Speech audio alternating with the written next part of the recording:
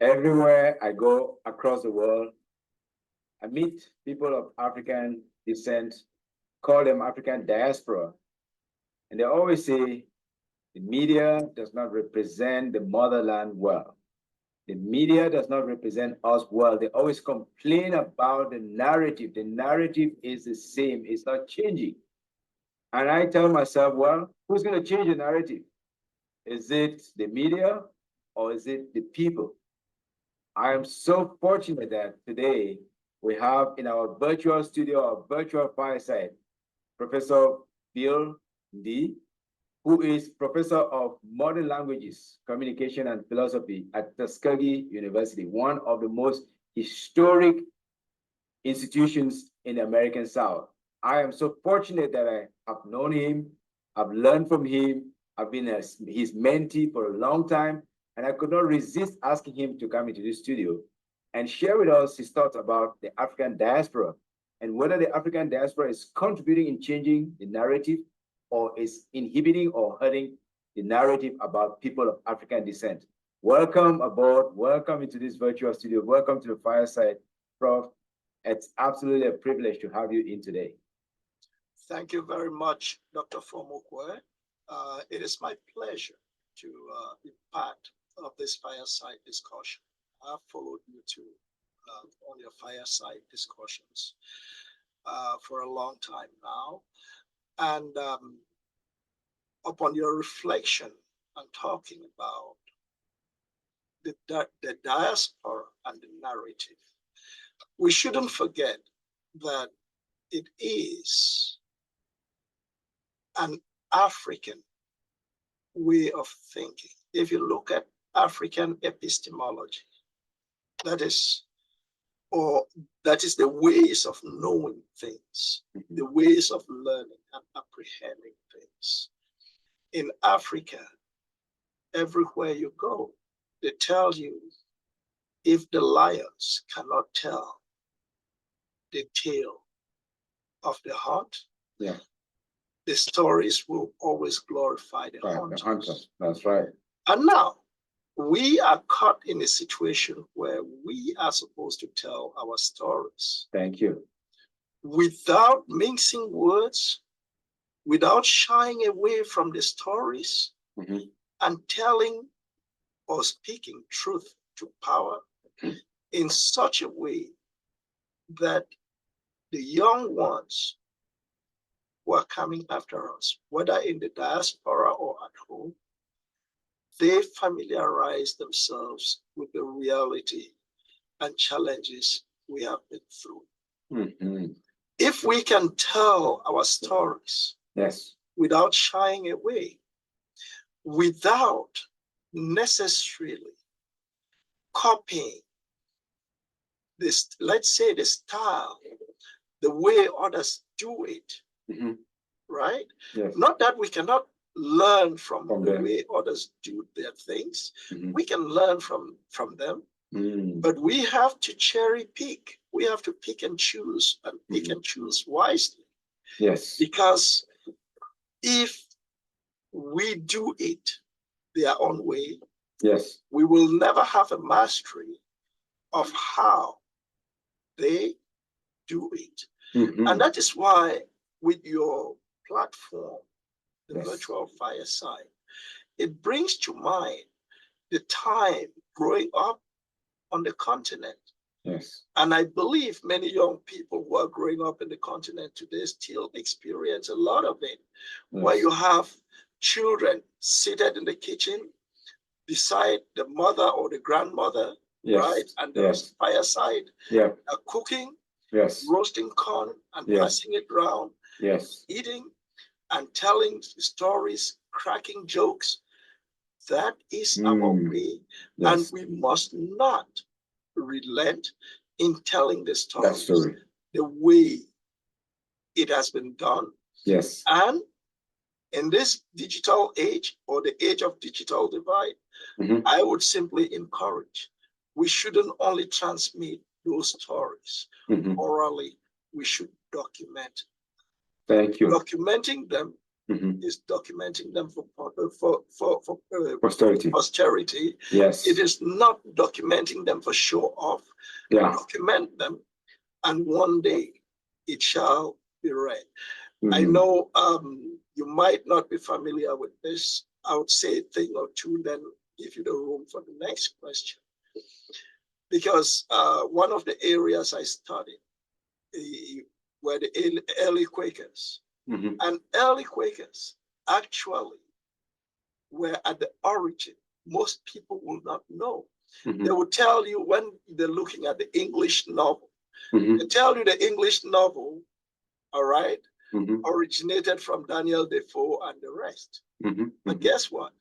Before Daniel Defoe, the Quakers have been practicing journaling. That is documenting the persecution they were going through, their sufferings for posterity, and they did it as a way of empowering their future generations. And I think we can do that. We realize ours transmitted orally down the line. Maybe the story ended with one person. That one person who might have passed away, or might have had health issues related, memory loss and things, and the story did not continue. So the only way to continue our stories and to give them life is to document them. We document them digitally as well as analog. That is in textbooks, as well as what you are doing today. Yes. This recording might last 100 years, and 100 years, somebody would stumble on our conversation, and they would be like, okay, this is what and how these people were thinking. So I'll pause there. Thank you for the opportunity to address this issue with you. Absolutely. Thank you so much. Thank you so much. And I'm glad that you're already beginning to draw some insights from Quaker traditions, because I'm a big fan of Quakers.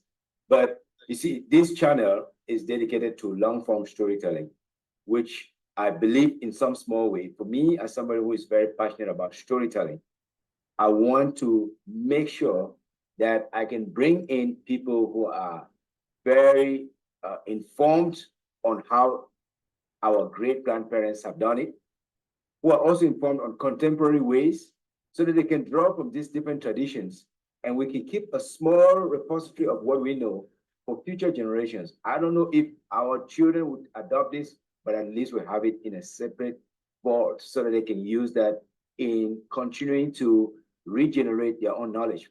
But you brought a very important point, Prof, which I really want us to maybe draw something from and work on.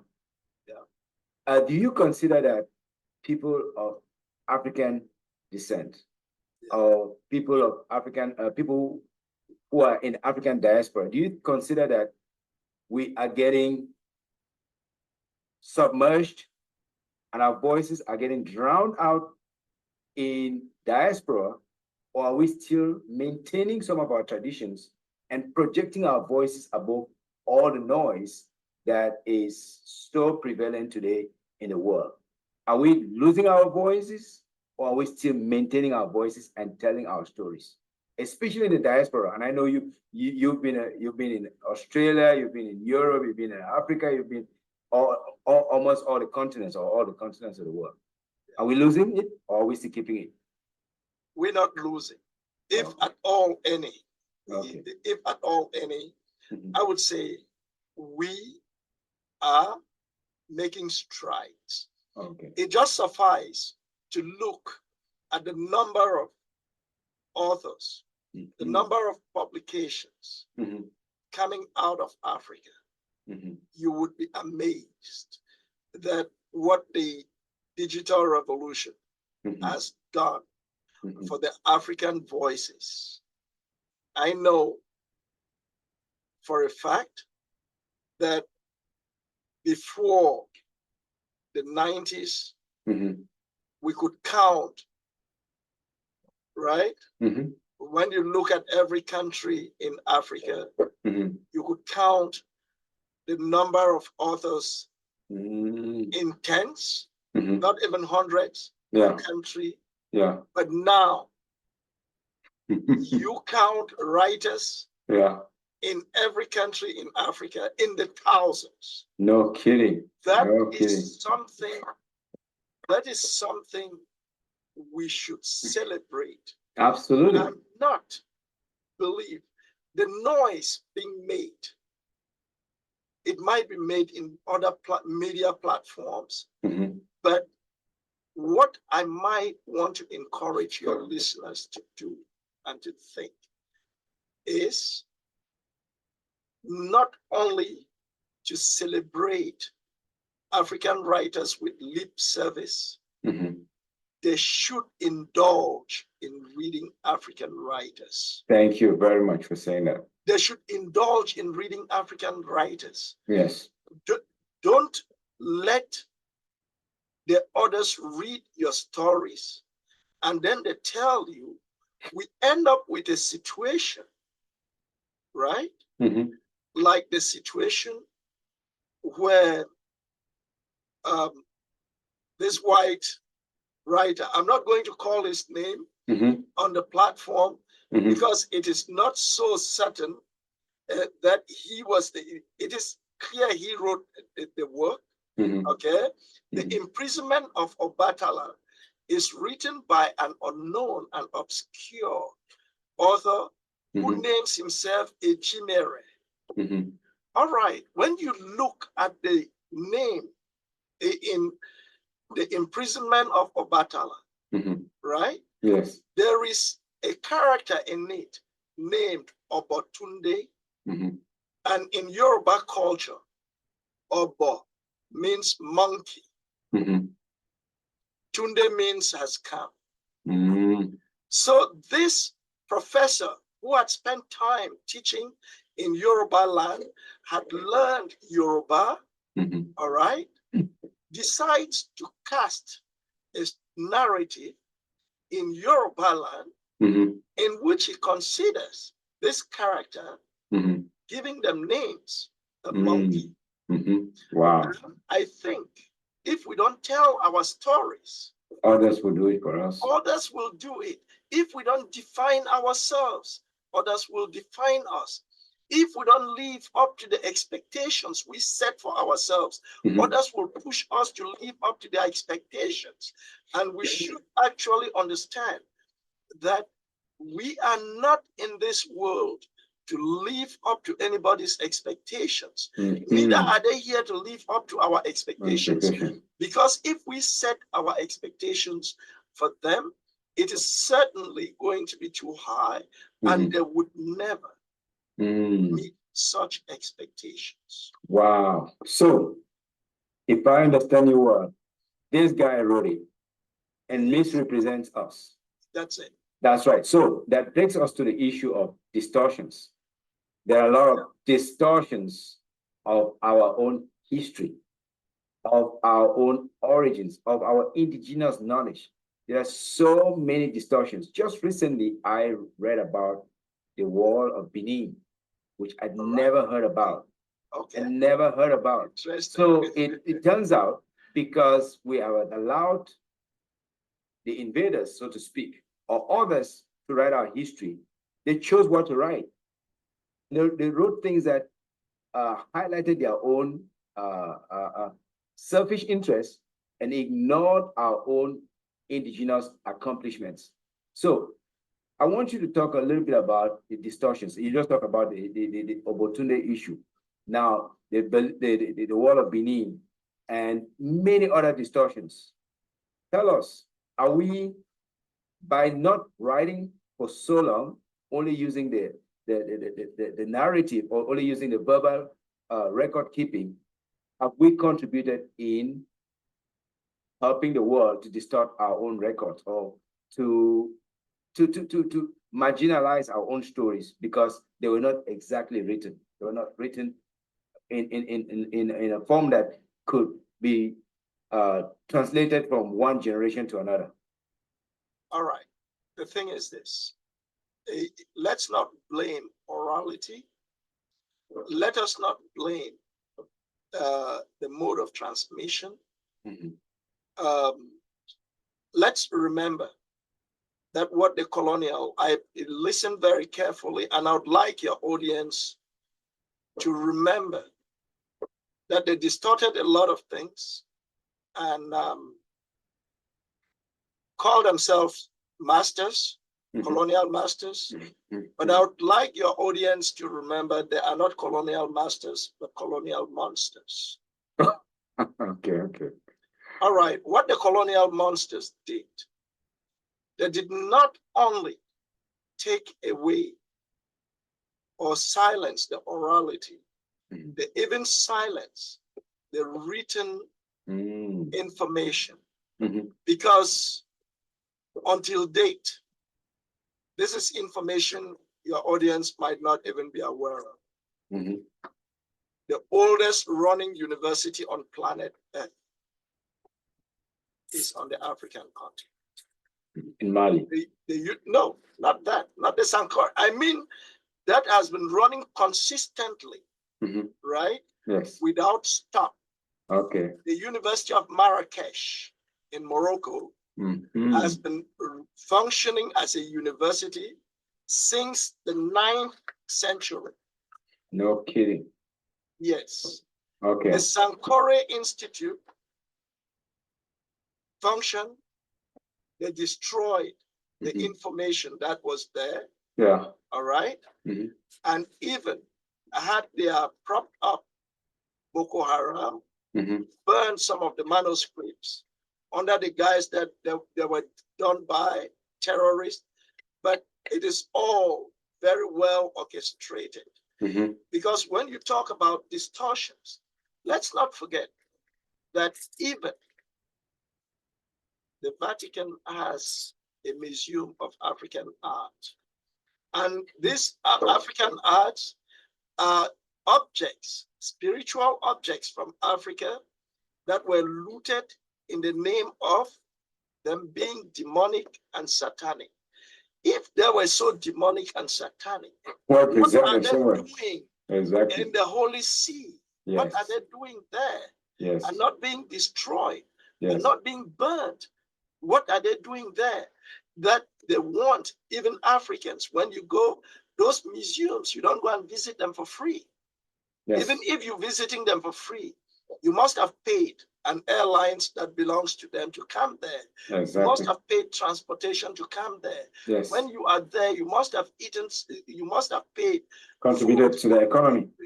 Contributed to the economy. Yeah. So the whole concept of distortions, right? Yeah. We have to be very mindful that we don't start blaming ourselves for other people's responsibility. What we have to do is to reverse engineer the narrative, retell the narrative as we know it to be. We cannot constantly allow people, we have knowledge enough. Like I'm telling you now about the oldest running university. Let's go to that institution, try to find out what kind of studies were done there 1,000 years ago. Yes. What are the things that were done? What were the findings? Yes. All right. Yes. The Timbuktu manuscripts, it was partially burned, but who cares about that? We should go and dig in those manuscripts to find out what is happening. I'm talking here and just thinking about one of my very good friends and a renowned world-class photographer, Chester Higgins, who has done a wonderful work. And I need Africans to know the wonderful works of Chester Higgins. Chester Higgins documented in the Sacred Nile, right? With images and photography, what Africa was, even as far back as 22,000 years ago. Wow. How is that possible? It is possible with images, archaeological work, archaeological findings, writings. How many of us here knows that in the tombs of one of the pharaohs, right? Yes. More than 10,000 years ago, you have the complete books of Psalms written on the floor, walls, and ceiling of that tomb. Wow. It is in the sacred Nile. Hmm. So I want us, we have the tools, Yes. we have the mechanisms to rediscover what has been lost to us. Mm-hmm. And we should not be those who have been taught to hate themselves so much so that we don't see any good coming out of what we have.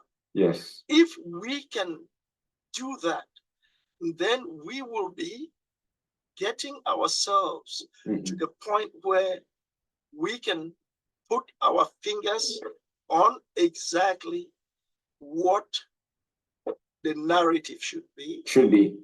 We should be correcting Yes. those narratives and setting the record straight. Fantastic. Yes. We absolutely need to set the record straight. We need more people to be talking in conversations like this, writing, publishing, because without that, we cannot reclaim our narrative.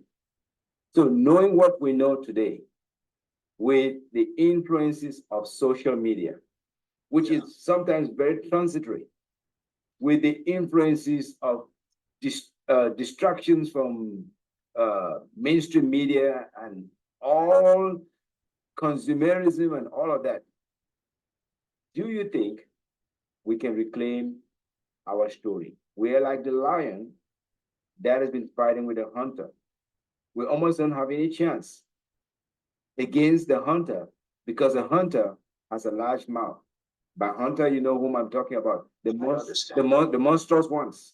Yes. They have engineered things to a point where the lion, even though he's the king of the jungle, almost cannot reclaim his story. So my question is, given the transitory nature of current social media, social influences, distractions, distortions, can we reclaim the African narrative? Which points us to the fact that we are the origin of all civilization. It is reclaimable. It is reclaimable. And as I say, when we are educated, I don't mean certificated. Okay. Because you could have it's a big difference, yeah. You could have certificated imbeciles. You could have certificated idiots.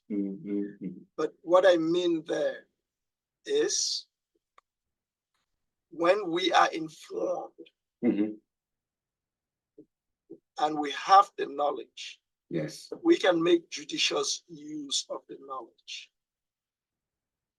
And making judicious use of the knowledge is making sure that our narratives, that our stories are taught very early on to our own children. Thank you. And let them know that whatever other information they're getting, those informations are distractions, but they should. It is like saying, because I write tragedies, I should never watch a comedy. Now, I can watch a comedy for distraction, right? And I can look at that comedy in my tragedy as a comic relief. I can use it as a comic relief. Yes. But I cannot make a comedy, right? Yes. As a tragedian, my mainstay. We have to reclaim that story. It is true. There is another narrative or another saying, right? If the monsters are hunters who've learned to shoot without missing, let us learn to be birds that can fly without perching. I see. And the only way we can fly without perching is to tell our stories unrelentingly, tell our stories without caring for validation. The problem that kills our narratives is that people, when they set out to write, they want to write because they want instant glory. They want to be famous immediately. Thank you. No, you cannot be famous immediately. Yeah. You have to, it is like being an adult. You and I today walk, we can run, we can stroll if we want to, we can pace ourselves given our strength, but this could not have happened if we did not crawl on all four. Yes. If we did not start by staggering. Yes. And then by walking, gaining balance, walking, it will not happen. So anybody who tries to reclaim the narrative and tell the narrative as if that narrative was the greatest thing that nobody has ever heard, or no, it is, we have heard those the narratives, but make sure you proceed. Take your baby steps, take your teenage steps, take your adult step, and your old age steps. That is when the children would run, all right? Yes. To celebrate around you, like they sit under the old baobab tree, yeah, and take the fruits of wisdom from the elder, from the elders that you are. Yes. So I think we can reclaim it. We just have to be intentional how we do it. We cannot leave our reclamation of our own stories to others, to still be guided by a media that we cannot control. Thank you. We need to have control over the media that we are using. Wow. It is sad equally that the media we are using, at the origin of which we have many Black people, but they come up with some of these discoveries, and for pecuniary reasons, for monetary reasons, all right, they forfeit the control of it to others. We can reclaim the narrative and even encourage the young people who are coming up with their findings, their discoveries.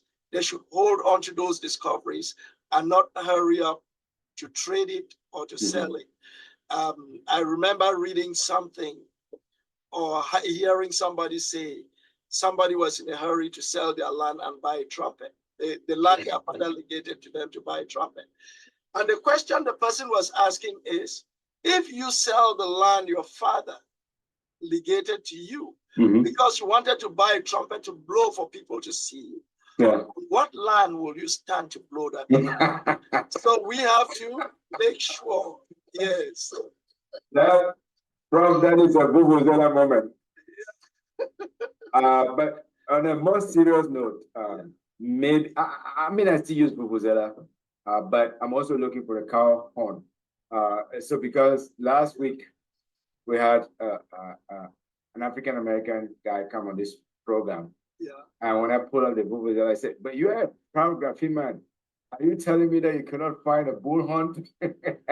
Well, so I said to him, you can find a bullhorn or an elephant tusk. Yes, I'll be looking for a bullhorn very soon. Yeah, but this one I bought from Johannesburg when I was visiting there some years ago. It's got some beats. You know, these beats are from home. So, but you made a very important point there, Prof, which is about writers don't have to be certificated. Yeah. They don't have to have big degrees.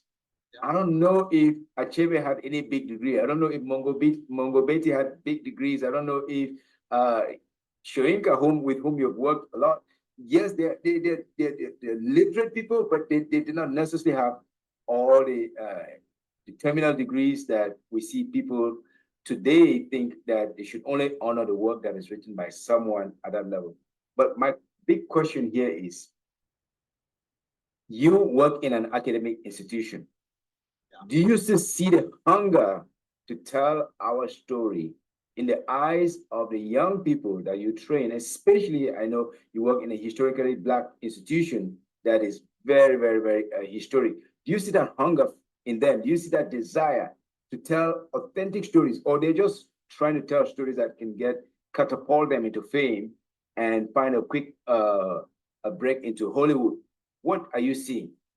All right. I'm not going to say what I'm seeing. I'm going to tell you what I do with young people. Okay. Just as a follow-up to your question, if we can reclaim our stories, if we can tell our stories. For the past 14 years at Tuskegee University, every student that has taken a class with me has had to write a poem, a short story, or a dramatic sketch about his or her experience at Tuskegee. I would be requesting a release time at some point down the line to put all of this together in a book, because I challenge the students. You've come to college. You came with a story. You are in college. You are living a story. When you would leave the college, what story do you want somebody reading you to remember about who you were, who you are? So it is a way for me to tell the students that all is not lost. All is not lost. They should tell their stories. And I tell them every story is worth telling. Absolutely. I would even borrow from the transcendentalists, Henry David Thoreau, who said, and it is what I use to tell students too, says, every man is a poet if he can. Which means in each and every one of us, we have narratives to tell. But what distinguishes or what kills many narratives is that people fear to tell their narratives. People have lost the child in them. They have, because when you have the child in you, you are eager to hear stories. Yes. You are eager to tell them. Yes. And that is what I always tell anybody who sees me and says, you are a writer. How do you do it? I said, just retain the child in you. If you retain the child in you, you would be able to tell the story. Absolutely. And so I encourage the students, and many of the students, they do it. Some of them, before they leave college, they have written and published with all the facilities that the digital media is affording us. You have students, even if their narrative is not the best, written in the best of languages, they have them out there on Amazon Publisher. They have them on self-published, at least. Yeah, it's an effort. A narrative. Yes. And I want to say this. I'm not saying that to denigrate what they've done, because in my studies of Quakerism, I realized that most of the early Quakers were semi-literate people. Yep. But if you go into their literature, just within the space of 1647 to 1710 or 1720, Quakers, early Quakers, published 3,750 works that have not even been explored. I simply scrape the tip of the iceberg. And in this literature, you would be amazed that these people who were semi-literate, they documented what they documented, and they even had influence on the English language, you would be hard pressed to find an area of endeavor without a Quaker influence. Wow. Wow. Yes. Wow. And if you read their literature, you would say, okay, these people were not educated. That's why their language is this. But when you don't pay attention to just the language, but to the substance, you come out enriched. You come out like a mine of knowledge. Yes, yes. And it's thanks to their ability to put pen to paper, regardless of whether it is perfect or not. Every story deserves to be told. That is it. Every story deserves to be told. Now, when you look at the Africans who are born in Africa, and the Africans who are born overseas, are you seeing any convergence of thought? I know you're a philosopher. Are you seeing any convergence of appreciation of our common heritage? Are you seeing any movements? Are you seeing any trends that give you hope? Just like you know about Jewish diaspora and the Jewish in the homeland, they talk to each other. They do consult with each other. Do you see that, or are you seeing a dystopia in our diaspora? All right. Let me address this way. I'm happy you asking this question because it is one of the battles that we as a people struggle with. It is not dystopian. It is we talked about distortions. There are narratives that the monstrous media has out there, pitting those from Africa and in a very negative light. When they come to those in the diaspora, pitting them to Africans, they pit them in a very negative light. So what happens there is that if we know our stories, if we know ourselves, and we tell the stories, and we stretch the olive branch to our brothers, right? We would resolve a lot of problems. I have always contended that the problem of a Black man anywhere on earth should be the problem of every Black man everywhere on earth. We cannot sit and turn a blind eye when a police officer sits on the neck of George Floyd, right? And we say, oh, that guy is African American. Then we look at him from the light of what the media has projected as a stereotypical African American male who is brutal, who is a drug dealer, who is a pimp, who is good for nothing, who is a thief, who is just there to rob. No, if we understand that the media is there to divide us because they understand that we, in our numbers, we are stronger together, that in our being together, we are a force that cannot be challenged. We need to be having these conversations, to be opening our doors. If we come from Africa and in the diaspora, I'm not saying we don't have prejudices. We have prejudices amongst us. But what are we doing to kill the prejudices?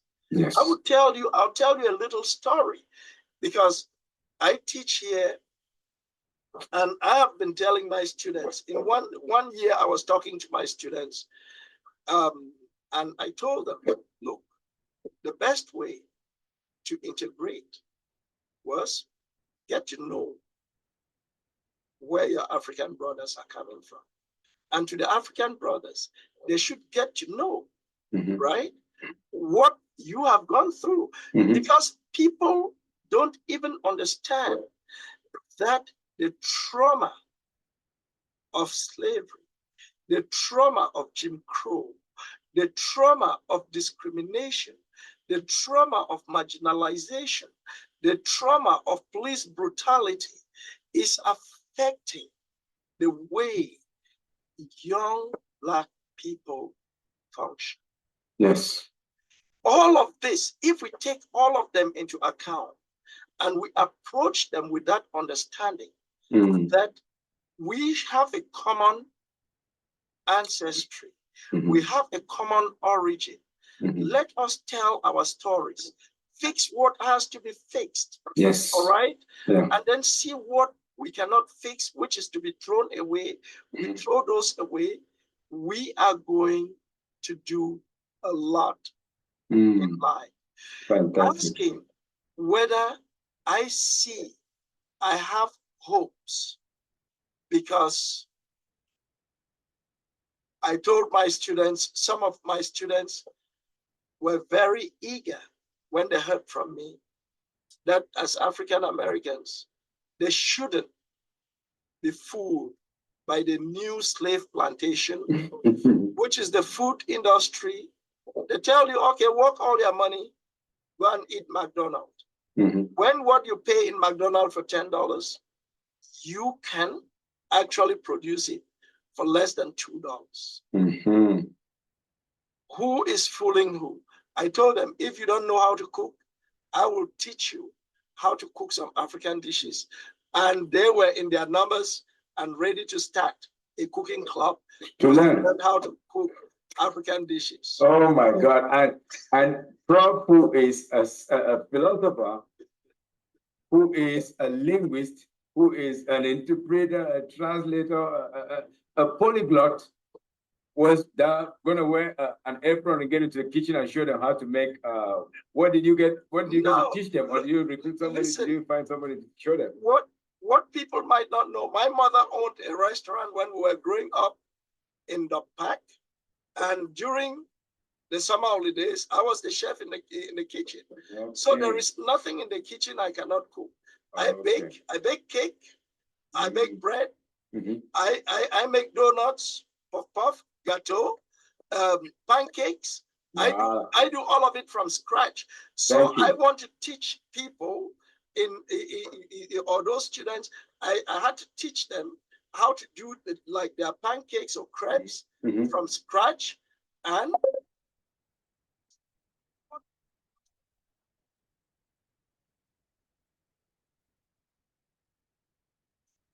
what goes into your body. Stomach, yes. If you don't make, as somebody once said, you don't make your food your medicine, you would make medicine your food. And to experience that, you just need to take a walk in one of the nursing homes in this country. You would see people who did not pay attention to their food. And now they are there. Their food is their medication. That is stay alive. Oh so my God, that is poignant. I will take the next question.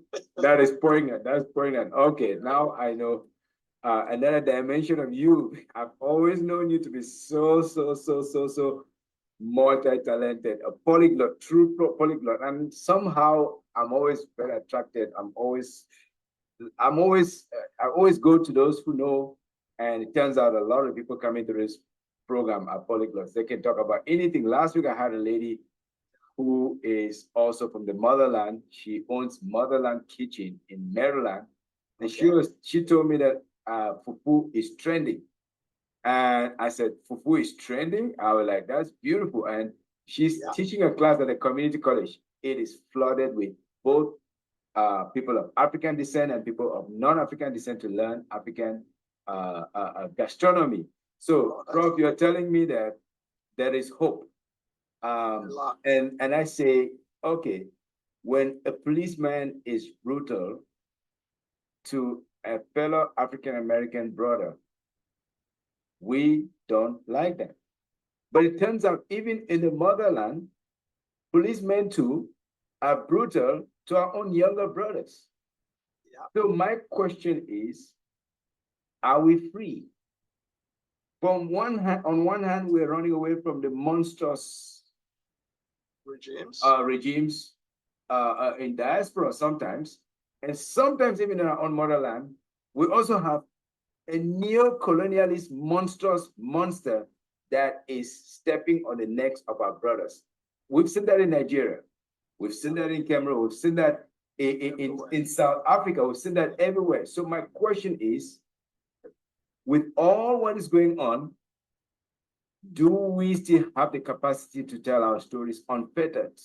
Do we still have the capacity to tell stories that are authentic, notwithstanding all what is going on? Because I can breathe.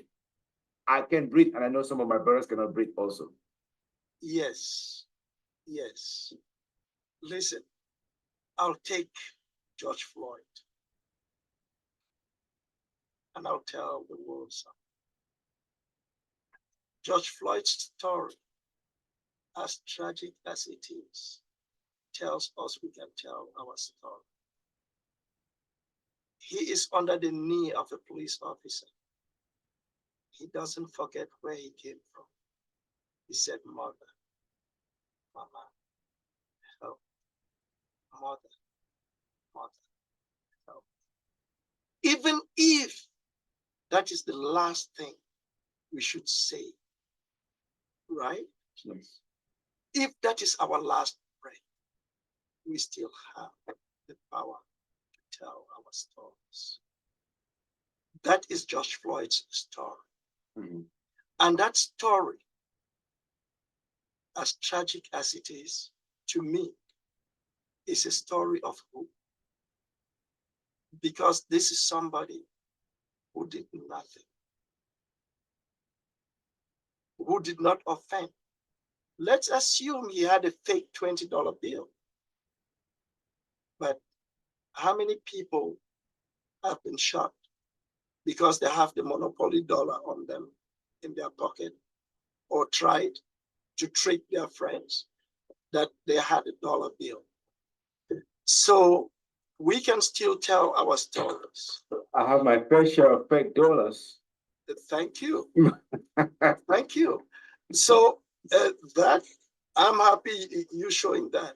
Yeah. So we have the ability to tell our stories.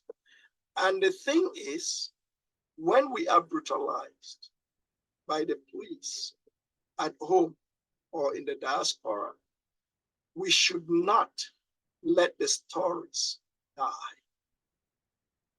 There are stories that should continue to be told. Mm-hmm. There are stories that people need to read. Mm-hmm. There are stories that people should hear about. There are stories people should learn from. Mm-hmm. It shouldn't be a story, all right, well, it happened, it has happened, the person is gone, so what are we talking about it? No. And one of the things I would say for us in the diaspora and at home, mm-hmm, is that we should relinquish, just toss aside the attitude that we have about things past. Mm-hmm. That, oh, that's a long time ago. We don't have interest in listening to that. Mm-hmm. No, your history informs your presence. Mm-hmm. Your presence, right, or your present, mm-hmm, right, mm-hmm, informs your future. Yes. If you relinquish your past, then your present is questionable and your future is non-existent. Mm-hmm. So when we cast a look at what happened in the past to our young people who were brutalized, right? Mm-hmm. It should be a motivation for us to reorganize the society and even consider reassigning the police, mm-hmm, to what they should be doing, mm-hmm, and not being brutal. Mm-hmm. I know there are countries, if you take Southern Cameroons, I should talk of Southern Cameroons, mm-hmm, because that's the country in which I was born, mm-hmm, right? Yes. I'm a Southern Cameroonian. Even if people are not happy that the country is splitting into two, it will split. I'm not here, I'm not a prophet, but 30 years ago, I had written a book that showed the country was going, that country was going to split into two. Hmm. Now, What I'm saying is that when there is this issue of brutality, in Southern Cameroon, we didn't have police brutality. The police force did not use to carry guns. They had baton sticks, right? And the goal was not to civilize. Yeah. The goal was not to subdue somebody to the point where you incapacitate them. The problem, even when you were a criminal, they didn't send you to prison as the prisons we know today. The prisons in Southern Cameroon were reformatory centers. There were centers where citizens were retrained to come back and live in society like normal human beings. But what has happened is that we need to re-educate ourselves, re-educate our systems, re-educate our society, and understand that an informed society, an educated society is a much more peaceful society. I might extrapolate a little bit and demonstrate something to you. You see, the United States of America, the cost of education is so high, prohibiting people from easy access to education. I would like to compare the United States, where education is so costly, and a small country like Switzerland, where education is free from kindergarten to PhD. In the US, if you look at the prison population, 70% are grade school dropout. About 10% high school dropout. About 5%. As you're going up, the number is shrinking. By the time you get to people with a PhD, you have less than 1% of the prison population that's in prison. Whether the prison population that have a PhD. And when you go to Switzerland, right? A country where education is free, people get educated. The total number of prisoners in the whole country, I say this, people can verify. People can verify. The last time I checked, in the whole of Switzerland, the total number of people in the whole country in prison was about 6,000 people. That is way less than the prison population in half of a state in the US, or even in the smallest, the least populated state in the US has many more prisoners than the whole country of Switzerland. And that boils down to education. So to retelling our stories, we can reorganize our society, confront the organization of education in a way that benefits everybody, that benefits the individual, that benefits the government, that benefits the community at large. Fantastic. So there is definitely a lot of hope if we look into our history, know where we're coming from, and even just learn this little factoid. Police in Southern Cameroon never used to carry guns, they carry batons. That tells you that's a civilized people. Those are people with civilized minds. There's no reason to kill. There's a reason to control and to give people the opportunity to reform themselves. That's really insightful. Now, just one more question, or one or two more. I know we have to at least touch on the fact that you are an ambassador for a very important Pan-African organization, the Pan-African Writers Association, and you represent those in diaspora. Can you talk a little bit briefly about that? Because I know recently you were overseas to talk about issues relating to how we tell our stories as writers, as authors in diaspora. And then we'll talk about the final one. We can talk about the time you spent with the very, very wise Shoinka. But first, about you being an ambassador for African writers in diaspora. You want to chime on that?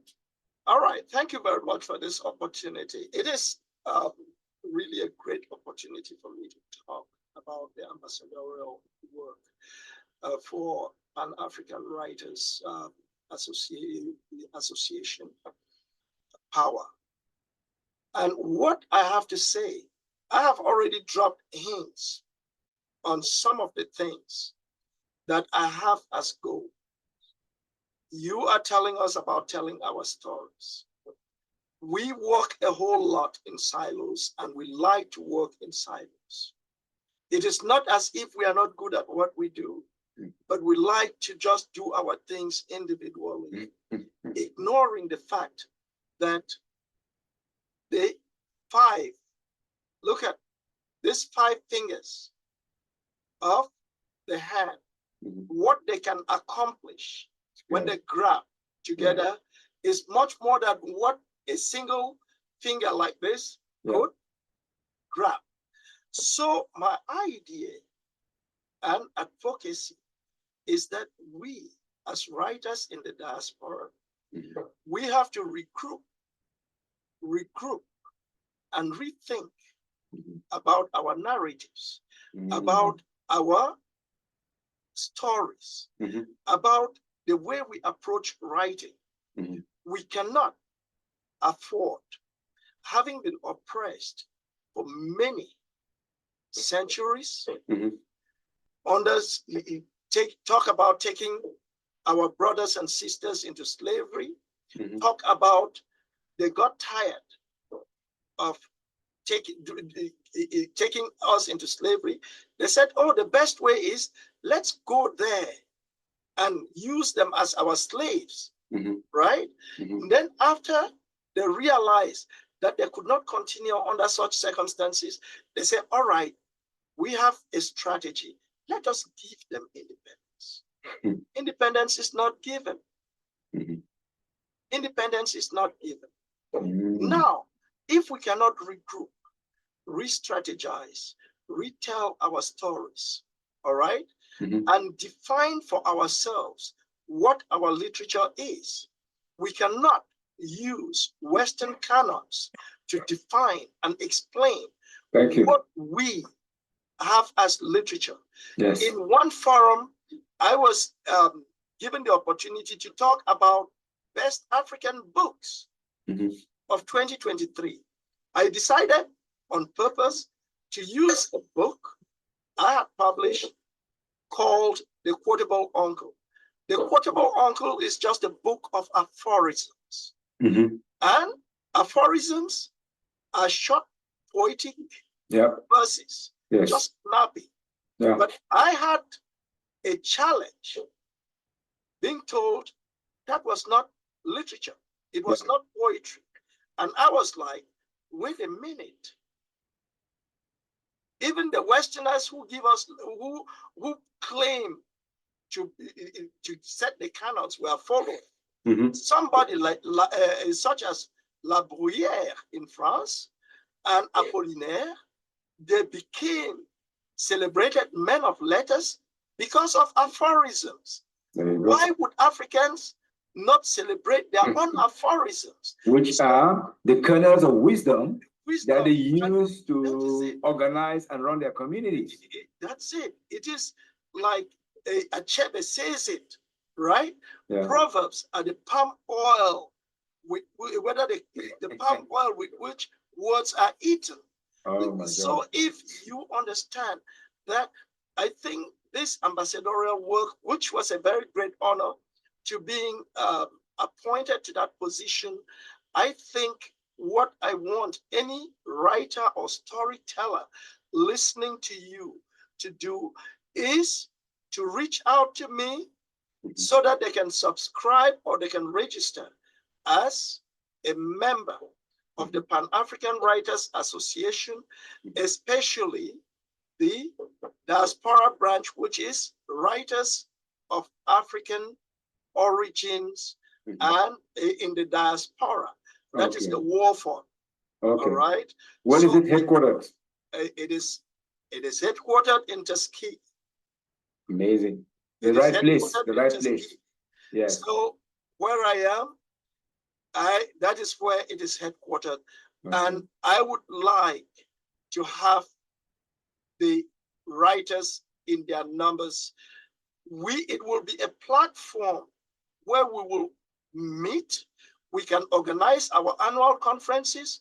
We can organize our book shows. We don't need to rely on some big donors or mega donors. When they see what we are doing, they will come to us. We don't need to run after them. Yes. Yeah, so we have to think along those lines. It is an opportunity for the African writer to be celebrated. Yes. It is an opportunity for the African writer to celebrate himself. Yeah. And not only celebrate himself only in Africa, but celebrate yourself in the diaspora. Absolutely. Let us be the Agama lizard that fell from on top of the rock and nodded its head. I did it. I've done a good job. I did. Right? Yes. It is all because it is always good when you write something good and feel good about it, and you take it out. Share with the world. Share with the world. Okay, that's interesting. Okay, I know we'll have to get the contact or the link and include it in our post-production so that people can find the Writers Association. And last question here is, I know you spent quite a bit of time welcoming the legend to the diaspora, Oye Shoinka. You spent some time with him in Tuskegee. I want to just find out from you, how was it like interacting with him one-on-one? How is he like one-on-one, and what did you get to learn from him?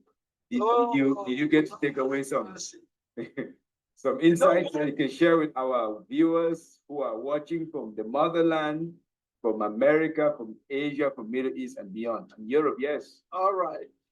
Just as you're talking, I'm tempted.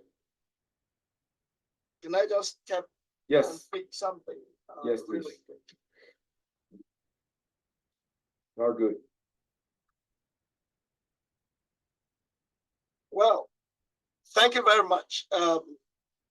You're talking, and this is the fruit, right? This is what was born. The herald before the encounter. Yeah. And there is one that is to be born after the encounter. Look, meeting Professor Wole Soyinka. Everybody, I am certain, who has met him, has been with him one-on-one, would tell you everything positive. I have not ceased to be amazed by his wit, by his wisdom, by his strength, by his energy, by his unflinching opposition to dictatorship and autocracy. Yes. I really learned a whole lot. I remember, I'll say this, because he's just, it is like you get into a library of books, right? Yeah. All the books in the library are the excellent book you want to read, the excellent book you want to talk about. Yeah. And somebody asks you, how was your time in the library? What are you going to say? I'm gonna be lost. I mean. No, you can't say much. Yeah. But just so you know, I spent time with him. It so happened that after our meetings, after I gave the keynote speech at his birthday celebration, fate has it that we had to travel together to the airport in the same car, taken by the same chauffeur. Yeah. All right. Yeah. We're taken to the airport. Was that pre-arranged? No, it was not. Oh my goodness. I said this was not. Oh, just listen. This was not. Yes. It was never pre-arranged. arranged. Yes. You would be amazed. Because for me, the diplomatic service had claimed that I was going to leave the airport at 3 a.m. Yes. So I knew I could not go to sleep. I got myself really ready, packed my things from the hotel, just sat in the hotel lobby, was waiting for 3. 3 o'clock came and passed. The cab did not show up. 4 o'clock, somebody shows up. The driver, the chauffeur. We are here to pick Professor Wole Soyinka and Professor Bilndi. I'm like, wait a minute. Are we in the same boat? Already in the same boat? Are we really in the same? Already in the same boat, or what's going on? Yeah. Yeah. So we had about 40 minutes ride. Fantastic. From the hotel to the airport. We got to the airport, did our check-ins. Then he took me. And he's still very stable. He's still very strong. Let me tell you something. If you think I'm strong, yeah, you need to see him. No kidding. Yes. He has a physical regimen, or is it shares of food, or is it just genes? You know what? Yeah. That is a question he can tell you better. Even though we had we talked about a whole lot. Yeah. We talked about our childhood. We talked about our parents, because it so happens, right? Yeah. That his father was a headmaster, mine was a headmaster. His mother was a super religious and disciplinary woman. Mine was a super. So we talked and laughed about those stories and talked about how it turns out that, you know, our lives intersect at many junctures. You see? So I spent that time with him, talked a lot. We looked at a whole number of things. Then he actually signed a copy of this book for me. And the pen with which he signed, right? Yes. He told me, you keep this pen. I have it well preserved. That is a pen. Yes. I used the pen. Listen to what happened, because I told you I have completed a book that I'm using as a way to poetize engineering or to engineer poetry through this encounter. I wrote 40 sonnets born of that encounter. And one of them, I would share with your audience one of them. Yes. This pen he gave me, I used it to write this poem. Do you have it? You want to just show us even just the tip of the pen? The tip of the pen? Yes. No, it is. And you don't carry that kind of pen in a vault. It is in a shell, right? In a vault. It's in a vault. In a vault. Okay. I only remove it when it is. Yeah. But just listen to the poem. Okay. Right? Thank you. Yes. And I titled the poem "The Lion of Abeokuta." I said the lion is patient and of wisdom full. And woe to that who take him for a fool. He is not but wisdom in flesh and bones. For it would not eat scones, but break stones. And at his feet sat this calf with thirst, only to be quenched by meats.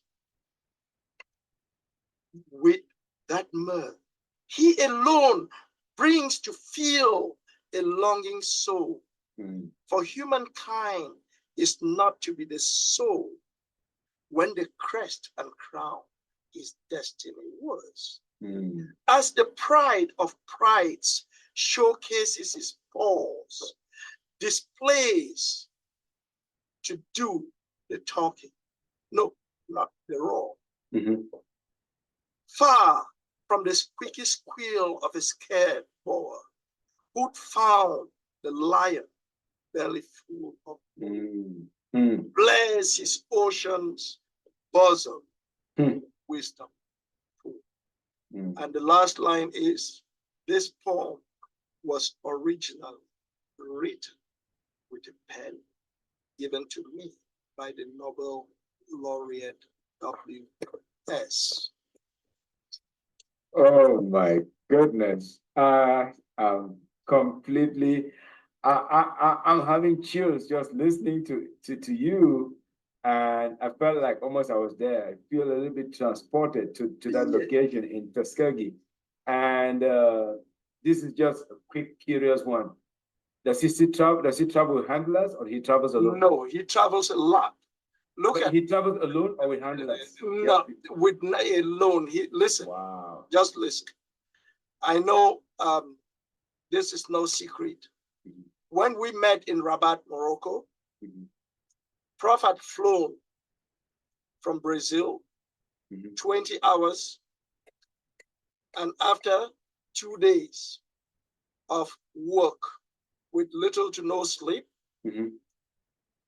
we were traveling back from Rabat, right, Mm-hmm. to France, where I was going to continue to Atlanta, Georgia, Mm-hmm. and he was going to continue to Los Angeles. Mm-hmm. Mm-hmm. So when we were in the, when the chauffeur was sent to us, we were carrying conversations. And this is one little thing I want your audience to know, how personable Mm-hmm. Professor Wole Soyinka is. Mm-hmm. I say this and I'll explain why I'm telling you this. We were talking and he turned to me, wait a minute, it seems as if during our encounter, you did not give me your card. I need your card. I said, Prof, I really wanted us to be at the airport and sit down before I could give you my card. He said, no, you reach for it and give it to me now. And I reached for the card, gave it to him. We've been in communication. Mm-hmm. Okay? Mm-hmm. We've been in communication. So he is still very strong, Alert. very Yeah. alert. Mm-hmm. And he gave, when he received his birthday honors or trophy, Mm-hmm. given by the Royal Academy in Morocco, Mm-hmm. Prof gave, and I'll share that video with you. Mm-hmm. He gave about a 15-minute intervention from off the curve. Wow. A very brief, that is, it is not, this is somebody we have to celebrate. We celebrate. Absolutely. We should thank God for his life. Thank God Absolutely. for everything. He is just really beyond, Hmm. right? Yeah. He is beyond what we might think because he's 90. He should be walking with a cane. Mm-hmm. No, he doesn't. You might think because he's 90, he would need somebody to pull his luggage. his luggage for him. He didn't even let me touch, right, his small computer bag. He said, wow, wow. We got on board the plane. He lifted his bag, put it up on the overhead compartment, locked it, sat there. Wow. So these are things. He is just a blessing. What kind of diet did you observe? Does he eat regular? It is not about diet. He, from everything, is not somebody who eats a lot, but like him, or like I should say like him because he is a wine connoisseur. All right. Yeah. He's a collector of wines, and that is one of the things we talked about. I collect wines too. All right. I collect wines, and he's a collector of wines, and he likes enjoying a nice glass of wine with his meal. He is fine. Last one. Do you know? Did you pick any sentiments on him on the Southern Cameroon's case? No, we did. Well, I don't need to say just a snippet. You don't have to give me so much because this forum is for everybody. The snippet is just that I know he will not take offense that I share this with anybody, right? The Cameroon government invited him to give a talk. He turned that down outright. That until they can treat, until they can either part from Southern Cameroons or treat Southern Cameroons, right? He was no party to entertain any dictatorial regime.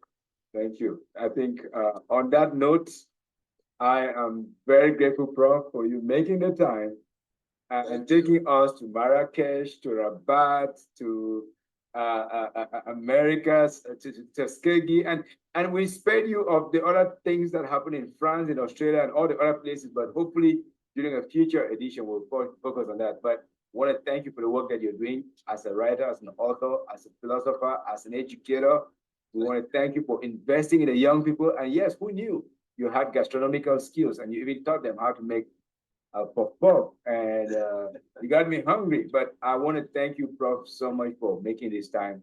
I want to wish you a great day, and we'll reconnect offline to continue this conversation and then talk about part 2, because surely there's still so much that we did not get to. We did not go deep into the Quakers enough. We did not go deep into the other issues that I still want us to talk about. Thank you so much for your time. All right. You're welcome. Yes, Prof. Thank you. You have a blessed one. Yes, sir. Cheers. Cheers.